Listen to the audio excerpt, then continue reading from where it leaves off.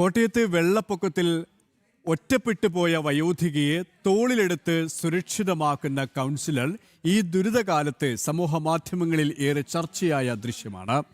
കോട്ടയം നഗരസഭ 6-ാം ward BJP councillor Vinu R Mohan നടത്തിയ രക്ഷാപ്രവർത്തന ദൗത്യമാണ് ദുരിതകാലത്തെ നല്ല കാഴ്ചയായി മാറിയത്.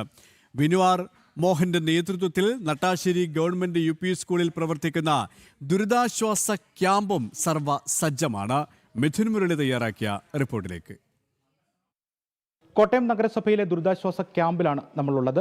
പുത്തേട്ട് ഗവൺമെന്റ് UP സ്കൂൾ നഗരസഭ 6-ാം വാർഡിൽ ഉൾപ്പെട്ട ദുരിതാശ്വാസ ക്യാമ്പാണ്. 5-6 വാർഡുകളിൽ നിന്നുള്ള ആളുകളെയാണ് ഇവിടേക്ക് മാറ്റിപ്പാർപ്പിച്ചിരിക്കുന്നത്. നട്ടാശ്ശേരി പുത്തേട്ട് ഭാഗത്ത് വലിയ വെള്ളപ്പൊക്ക ഭീഷണിയാണ് നിലനിൽക്കുന്നത്. കോട്ടയം ജില്ല താഴ്ന്ന പ്രദേശമായതുകൊണ്ട് തന്നെ വലിയ രീതിയിൽ ഇവിടുത്തെ ആളുകൾ ദുരിതം അനുഭവിക്കുന്നുണ്ട്. തുടക്കത്തിൽ തന്നെ പരമാവധി ആളുകളെ ഈ ക്യാമ്പിലേക്ക് മാറ്റി എന്നുള്ളതാണ്. 6-ാം വാർഡ് കൗൺസിലർ വിനു ആർ മോഹന്റെ നേതൃത്വത്തിലാണ് ഈ ക്യാമ്പ് പ്രവർത്തിക്കുന്നത്.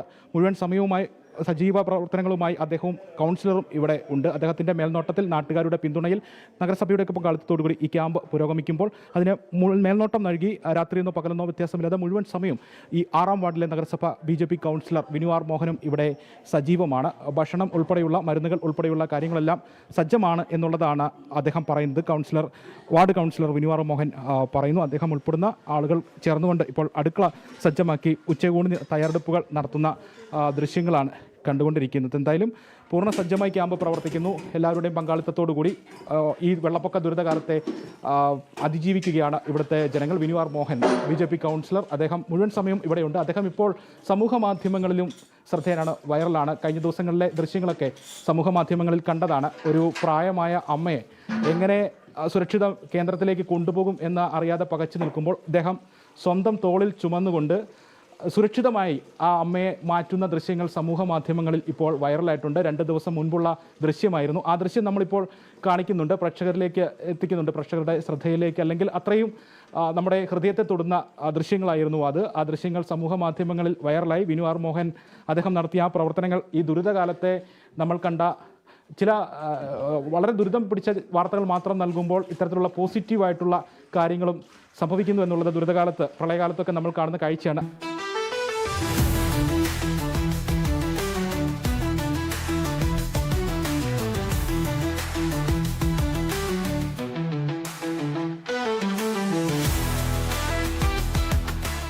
എങ്ങനെയാണ് ക്യാമ്പിലെ പ്രവർത്തനങ്ങളൊക്കെ പുരോഗമിക്കുന്നത്? സജീവമായിട്ട് പോകുന്നു. ഇവിടെ 70-ലധികം ആളുകൾ നിലവിൽ ക്യാമ്പിലുണ്ട്. 3 വാർഡിലെയാണ്. 5, 6, 7 വാർഡുകളിലെ ആളുകൾ ഇവിടെ ക്യാമ്പിൽ വന്നിട്ടുണ്ട്. 3 ദിവസമായിട്ട് ക്യാമ്പ് നന്നായിട്ട് പ്രവർത്തിക്കുന്നു. ഇവിടെയുള്ള വന്നിരിക്കുന്ന എല്ലാ കുടുംബാംഗങ്ങളും ഈ ക്യാമ്പിൽ നന്നായിട്ട് സഹകരിക്കുന്നുണ്ട്. ഈ കാണുന്ന അമ്മമാരെല്ലാം ഈ ക്യാമ്പിൽ വന്ന ആളുകളാണ്. അത് സ്വന്തം വീട് പോലെ എല്ലാവരെയും ഒരുമിച്ച് കൊണ്ടുപോയി യഥാസമയത്ത് ഭക്ഷണങ്ങൾ കൊടുക്കുകയും ഇവിടെ കിടപ്പ് രോഗികൾ 2 പേരുമുണ്ട്, അവരെ ഉൾപ്പെടെ പരിപാലിക്കുന്ന ഈ നിൽക്കുന്ന അമ്മമാരാണ്. അതോടൊപ്പം തന്നെ ആണുങ്ങളാണെങ്കിലും ഇവിടുത്തെ ക്ലീനിങ്ങും മറ്റു കാര്യങ്ങളും എല്ലാം സജീവമായിട്ട് ചെയ്യുന്നു. ഒരു കുഴപ്പവും ഇല്ലാതെ 3 ദിവസമായിട്ട് ക്യാമ്പ് പ്രവർത്തിക്കുന്നു. നല്ലവരായ നാട്ടുകാരുടെ സഹകരണവും അതോടൊപ്പം തന്നെ അധികാരികളുടെ സഹകരണവും പൂർണ്ണമായിട്ട് ലഭിക്കുന്നുണ്ട്. ഞങ്ങൾക്ക് 2018 പ്രളയത്തിലും ഇതേ ദുരിതം തന്നെയായിരുന്നു ഈ നട്ടാശ്ശേരി കേന്ദ്രീകരിച്ചുണ്ടായത്. ഒരു 1000-ലധികം വീടുകളുണ്ടെങ്കിൽ ഒരു 600ഓളം വീടുകളിലാണ് ഞങ്ങളുടെ വെള്ളം കയറുന്നത്.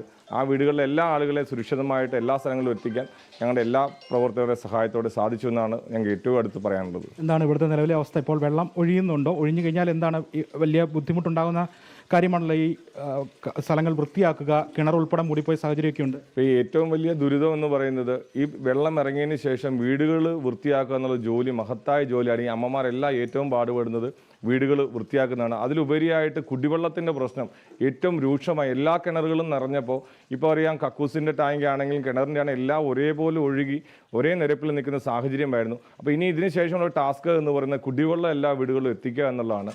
അത് എങ്ങനെയെന്നുള്ളത് ഞങ്ങൾക്ക് ആലോചിച്ചിട്ട് ഒരു പിടിയില്ല. എന്നാൽ പോലും കിണറുകൾ നിറയാത്തതുകൊണ്ട് അതിൽ നിന്ന് എത്തിക്കാൻ സാധിക്കുമെന്നാണ് വിശ്വസിക്കുന്നത്.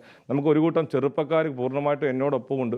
ഒരു 60-65ഓളം എൻ്റെ കൂടെയുള്ള സഹപ്രവർത്തകർ നന്നായിട്ട് സഹകരിക്കുന്നുണ്ട്. എല്ലാ വീട്ടിലും എല്ലാ കാര്യങ്ങളും ചെയ്യാനായിട്ട് പൂർണ്ണമായിട്ട് സാധിക്കുന്നത്. കുടിവെള്ളമാണ് ഏറ്റവും വലിയ പ്രശ്നം. വെള്ളമുള്ള സമയത്ത് വീട്ടിൽ താമസിക്കുന്ന ആളുകൾക്ക് ടോയ്ലറ്റിൻ്റെ പ്രശ്നമാണെങ്കിൽ വെള്ളം ഇറങ്ങിയതിന് ശേഷം കുടിവെള്ളത്തിൻ്റെ പ്രശ്നം രൂക്ഷമാകും. കുടിവെള്ളത്തിൻ്റെ ഉൾപ്പെടെയുള്ള പ്രശ്നങ്ങൾ ഈ വെള്ളപ്പൊക്ക കാലത്ത് അതിജീവിച്ച് കഴിഞ്ഞ് പരിഹരിക്കണം എന്നുള്ളതാണ്. എങ്ങനെയുണ്ട് ക്യാമ്പ്? ക്യാമ്പ് കുഴപ്പമില്ല. പക്ഷേ ഇപ്പോൾ വീട്ടിലോട്ട് തിരിച്ചു പോകുന്ന അവസ്ഥയെക്കുറിച്ച് ഇപ്പം ഞങ്ങൾ ആലോചിക്കുന്നത്. കാരണം വീട് മുഴുവൻ വെള്ളം കയറി കിടക്കുന്നു. പലരുടെയും സാധനങ്ങളെല്ലാം നഷ്ടപ്പെട്ടു. വീട് വെള്ളമായിട്ടുണ്ട്. അപ്പോൾ ആ ഒരു വിഷയം ഇപ്പം വീട്ടിൽ തന്നെ മോൻ ചെന്ന് കയറിയപ്പോൾ തന്നെ വീടിൻ്റെ അവസ്ഥ എന്നാന്ന് വെച്ചാൽ വീട്ടിൽ നിന്ന് വെള്ളം കുറേ കോരിക്കളി, പക്ഷെ ഭയങ്കര സ്മെല്ലാണ്, അതിനകത്തോട്ട് കയറാൻ പറ്റുന്നില്ല. ഇനിയിപ്പോൾ എന്നാ ചെയ്യുമെന്നുള്ള ആശങ്ക നിൽക്കുക. വെള്ളപ്പൊക്കത്തെ അതിജീവിച്ച് കഴിഞ്ഞുള്ള ആ ദുരന്തം ഒരു ആശങ്ക കൂടിയാണ് പങ്കുവയ്ക്കുന്നത്. ഇപ്പം ഞങ്ങൾ വെള്ളം വന്ന് കയറിയപ്പോൾ ഞാനൊന്നും നോക്കിയില്ല, വേണ്ടപ്പെട്ട ഫയലുകളും സാധനങ്ങളും എടുത്തു, 2 മക്കളെയും കൂടി രക്ഷപ്പെടുക, എല്ലാം കട്ടിലിൻ്റെ മേളിൽ എല്ലാ സാധനങ്ങളും ഒരുക്കുക, എല്ലാം പോയിട്ടുണ്ട്. തിരിച്ചു ചെന്ന് കഴിഞ്ഞിട്ടുള്ള അവസ്ഥ എന്താ? ചെല്ലുമ്പോൾ എല്ലാം പോയി. വലിയ ഭീഷണി നേരിട്ട ഒരു പ്രദേശം തന്നെയാണ്. എന്താണ് അവസ്ഥ? നമ്മുടെ അവസ്ഥ വെള്ളം കയറിയേണ്ടത്, പക്ഷേ ക്യാമ്പിൽ വന്നിട്ട് നമുക്ക് ഒരു കുഴപ്പമില്ല. ഭക്ഷണമൊക്കെ ആവശ്യത്തിന് കൂടുതലാണ്, ഒത്തിരി സാധനങ്ങളും ഒത്തിരി വരുന്നുണ്ട്.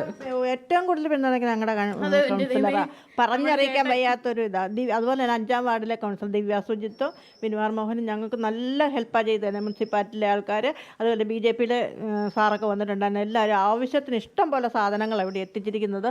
നമ്മൾ കരുതയിലും കൂടുതൽ നമുക്കിവിടെ ഇതായിട്ട് കിട്ടുന്നുണ്ട്.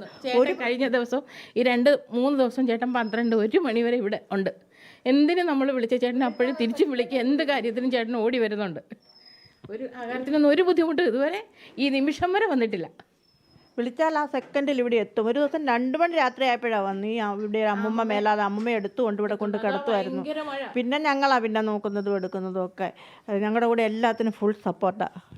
ഞങ്ങൾക്ക് ഒരിക്കലും മറക്കാൻ പറ്റാത്ത ഒരാളാണ് ഞങ്ങളുടെ ചേട്ടനാണ് ഞങ്ങളുടേത്. BJPയുടെ കൗൺസിലറാണ്. പക്ഷേ പ്രളയകാലത്ത്, ദുരിതകാലത്ത് രാഷ്ട്രീയമില്ല, മറ്റ് വേർതിരിവുകളില്ല, ഒന്നുമില്ല. എല്ലാവരെയും ഒന്നിച്ചു ചേർത്തുകൊണ്ട് പ്രവർത്തിക്കുക എന്നുള്ള ആ മഹത്തായ പാഠം തന്നെയാണ് ഈ അദ്ദേഹത്തിൽ നിന്ന് ഉൾപ്പെടെയുള്ള രാഷ്ട്രീയക്കാരിൽ നിന്ന് അല്ലെങ്കിൽ പൊതുപ്രവർത്തകരിൽ നിന്ന് ഈ പ്രളയകാലത്ത് നമ്മൾ കാണുന്നത്. ക്യാമറമാൻ ഹരികൃഷ്ണൻ ഹരിപ്പാടിനൊപ്പം മിഥുൻ മുരളി.